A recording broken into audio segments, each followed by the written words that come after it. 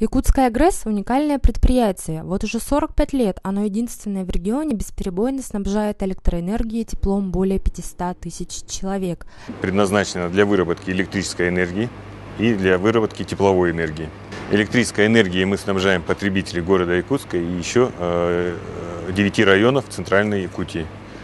По количеству потребителей у нас это больше 500 тысяч человек, более половины населения республики потребляют электрическую энергию, по большому счету, от Якутской ГРЭС.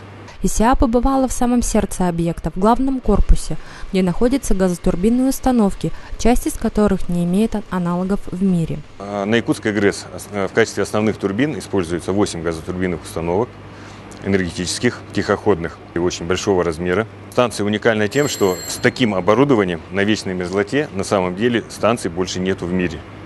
Есть на вечной мерзлоте электрические станции с газотурбинными установками, но это газотурбинные установки авиационные, как правило, либо судовые. Вот, например, на Якутской ГРЭС установлены американские газовые турбины, которые используются в Боингах. То бишь это авиационные газовые турбины для Боинга. Этот завод за все время своего существования изготовил турбин мощностью 45 мегаватт, которые установлены у нас.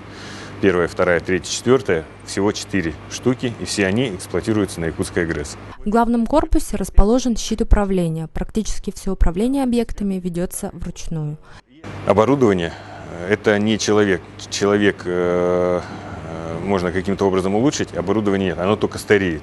И то, что оно работает надежно и достаточно экономично, а Якутская ГРЭС – это даже по экономичности не очень сильно проигрывает современным газотурбинным станциям ГТУ ТЭЦ.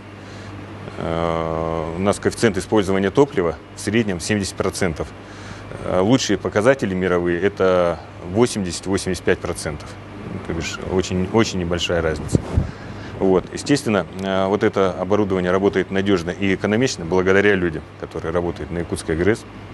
И, естественно, есть большая помощь от нашей компании «Якутскэнерго». Елена Бочкарева, Николай Необутов, Иван Тайтонов, ЕСИА.